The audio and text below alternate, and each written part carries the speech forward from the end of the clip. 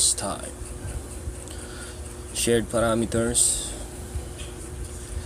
new cement cost, type of parameter, currency. Okay, go to project parameters, add share parameters, select cement cost. Okay, check type under identity data, then check floors,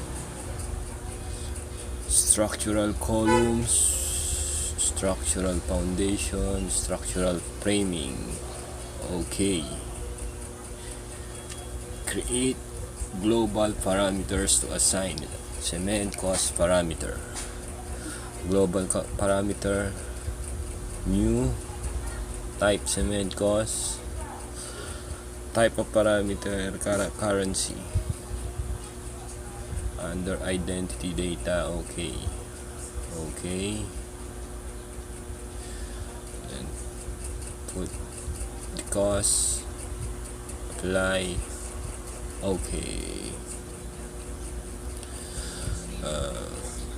then apply foundation, edit type, cement cost, pick cement cost. Okay, then okay, pick columns, edit type, cement cost, pick,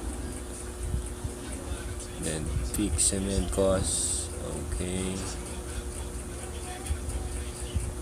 then okay,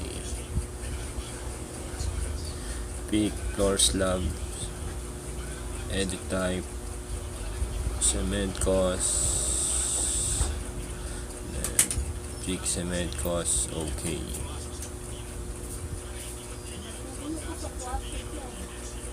pick beams, edit type, cement cost, pick cement cost. Okay, then okay, create material takeoff under schedule quantities tab, schedules, material takeoff, new construction. Okay, pick category, cement cost, the material volume,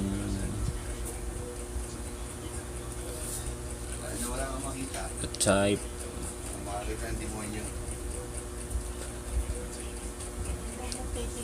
then add calculated parameter, name it cement quantity.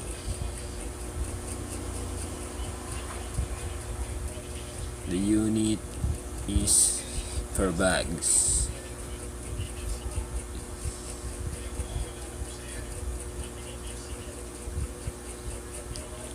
Go to formula, pick volume over 1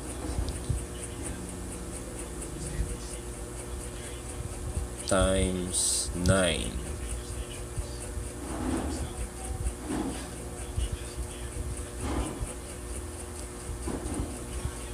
then times to 1.05.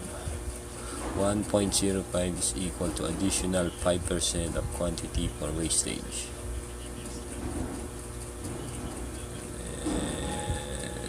And add calculated parameter and name it total cost.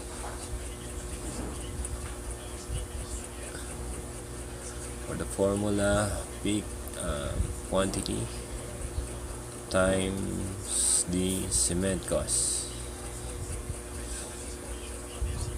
Okay,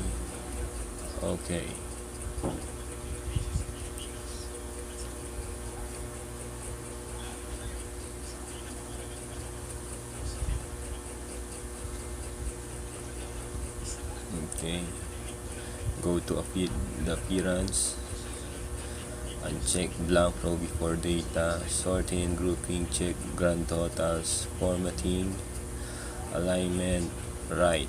Calculate totals. Field format, use currency, 2 decimal places. Use digit grouping. Cement cost, alignment, right. Okay. Cement quantity,